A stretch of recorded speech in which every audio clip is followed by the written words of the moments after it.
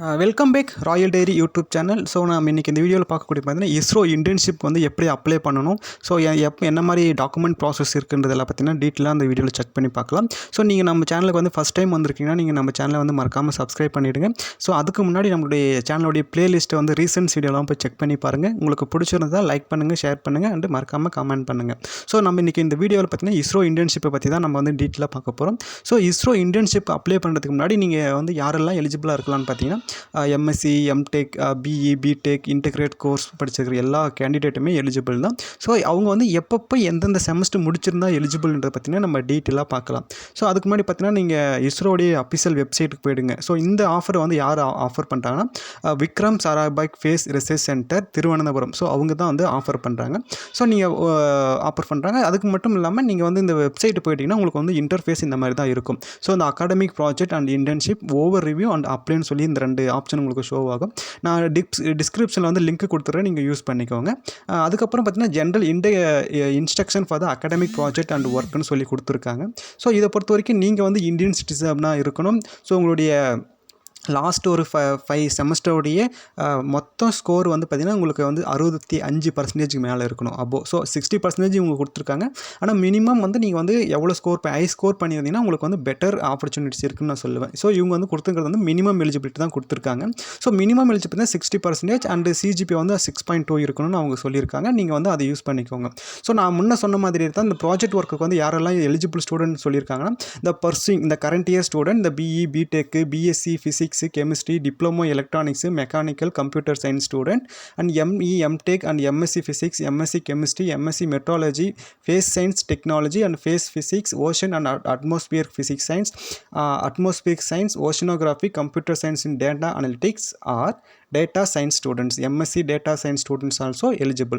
So அடுத்து வந்து integrate எம்எஸ்சியை பொறுத்த வரைக்கும் இந்த பிசிக்ஸ், எம்எஸ்சி, கெமிஸ்ட்ரி, ஸோ இந்த கேண்டிடேட் மட்டும்தான் எலிஜிபிள். இன்டெகிரேட் எம்இ, எம்டெக் அல்லனா BE, MSc, physics, chemistry students also eligible. And one more thing, நீங்கள் வந்து பிஹெச்டி ஃபஸ்ட் இயர் ஸ்டூடெண்ட்டாக இருந்தீங்கன்னா நீங்களும் 1 இயர் நீங்கள் உங்களுடைய கோர்ஸ் ஒர்க்கு நீங்கள் வந்து கம்ப்ளீட் பண்ணியிருந்தீங்கன்னா கண்டிப்பாக நீங்களும் எலிஜிபிள் தான். ஸோ நீங்களும் அப்ளை பண்ணலாம்.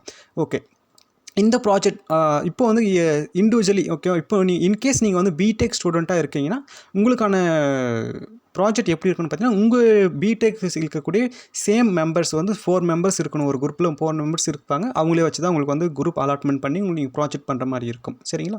ஸோ இந்த ப்ராஜெக்ட் வந்து எத்தனை நாள் நடக்குது, எத்தனை டியூரேஷன் மந்தில் நடக்குதுன்ற பற்றி நம்ம டீட்டெயிலாக பார்க்கலாம். ப்ராஜெக்ட்டை பார்த்தீங்கன்னா ஃபஸ்ட்டு கோர்ஸ் பார்த்தீங்கன்னா பிஇ பிடெக் ஸ்டூடெண்ட்டாக இருந்தீங்கன்னா உங்களுக்கு வந்து மினிமம் 45 டேஸ் அண்ட் மேக்ஸிமம் 90 டேஸில் நடக்கும். ஓகேங்களா? ஸோ பிஎஸ்சி ஸ்டூடெண்ட்டாக அந்த பிஎஸ்சி ஃபிசிக்ஸ் அண்ட் கெமிஸ்ட்ரி ஸ்டூடெண்ட்டாக இருந்தீங்கன்னா உங்களுக்கு மினிமம் 45 டேஸ், மேக்ஸிமம் 60 டேஸ். ஓகேங்களா? ஸோ அடுத்தது வந்து diploma candidate electronics, mechanical and computer science ஸ்டூடெண்ட்டாக இருந்தீங்கன்னா உங்களுக்கு வந்து மினிமம் 45 டேஸ், மேக்ஸிமம் 60 டேஸில் இந்த கோர்ஸ் வந்து ஒர்க் நடந்துகிட்டு இருக்கும். அடுத்து ME, MTech, MSc, integrated students, ME, integrate, MTech, BS ஸ்டூடெண்ட்டாக இருந்தீங்கன்னா உங்களுக்கு வந்து மினிமம் 120 டேஸ் அண்ட் மேக்ஸிமம் 180 டேஸில் வந்து உங்களுக்கு அதாவது பார்த்தீங்கன்னா உங்களுக்கு வந்து மினிமம் 1.5 மந்த் இல்லைனா வந்து 3 மந்த். ஸோ இந்த டியூரேஷனில் தான் நடக்கும். மேக்ஸிமம் அந்த ஹையர் குவாலிஃபிகேஷன் இருந்தீங்கன்னா உங்களுக்கு வந்து மினிமம் 4 மந்த் டு 8 மந்த் வரைக்கும் இது உங்களுக்கு நடக்கிறதுக்கான சான்சஸ் இருக்குது. ஸோ அடுத்து வந்து பிஹெச்டி ஸ்டூடெண்ட்டை பொறுத்த வரைக்கும் பார்த்தீங்கன்னா உங்களுக்கு வந்து 30 டேஸ் 1 மந்த்லேயும் நீங்கள் கோர்ஸ் ஒர்க் பண்ணிக்கலாம், இல்லை 1 இயரும் கோர்ஸ் ஒர்க் ப்ராஜெக்ட் ஒர்க்கு நீங்கள் பண்ணிக்கலாம். ஸோ இதுதான் வந்து பேசிக்காக அவங்க கொடுத்துங்கிற இன்ஸ்ட்ரக்ஷன்.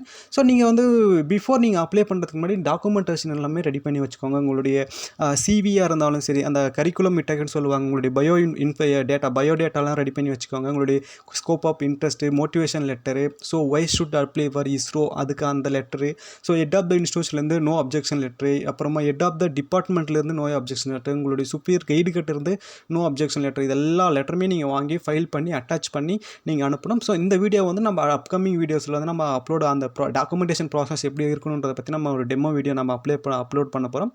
ஸோ நீங்கள் பார்த்து யூஸ் பண்ணிக்கோங்க. ஸோ இது வரைக்கும் அவங்க கொடுத்துருக்கிறது இதெல்லாம் வந்து டீட்டெயில்ஸ் தான். ஸோ இதில் உங்களுக்கு ஏதாவது டவுட் இருந்தாலும் நீங்கள் கமெண்ட் செக்ஷனில் சொல்லுங்கள், நம்ம டிஸ்கஸ் பண்ணலாம். இதை பொறுத்த வரைக்கும் பார்த்தீங்கன்னா நீங்கள் வந்து பிஇ, பிடெக் ஸ்டூடெண்ட்டாக இருந்தீங்கன்னா உங்களுக்கு வந்து 4 செமஸ்டர் முடிஞ்சிருக்கணும். 5th செமஸ்டரில் இருந்து தான் உங்களுக்கு வந்து அந்த பர்சன்டேஜ் கால்குலேட் பண்ணுவாங்க. ஸோ இதில் என்ன ஒரு சிக்கல் இருக்குன்னு பார்த்தீங்கன்னா நீங்கள் எல்லாருமே பார்த்தீங்கன்னா உங்களுடைய original mark sheet up to 4th semester வரைக்கும் நீங்கள் ஹேண்ட் ஓவர் பண்ணியிருக்கணும். உங்கள் கையில் இருந்தால் மட்டும்தான் நீங்கள் இதுக்கு அப்ளை பண்ண முடியும்.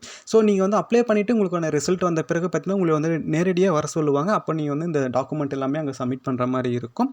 அப்போ வந்து உங்கள்கிட்ட மார்க் ஷீட் இல்லைன்னா அவங்க வந்து நோ அப்ஜெக்ஷன் கொடுத்துடுவாங்க. ஸோ உங்களோட அப்ளிகேஷனை வந்து சம்மர்லி அவங்க வந்து ரிஜெக்ட் பண்ணிவிடுவாங்க. ஸோ இதுதான் வந்து பேசிக்காக நடக்கக்கூடியது. ஸோ நான் வந்து 2022 நான் அப்ளை பண்ண இருக்கும்போதும் எனக்கு வந்து இதே ப்ராசஸ் தான் அவங்களும் சொல்லியிருந்தாங்க. ஸோ அதனால் வந்து எல்லா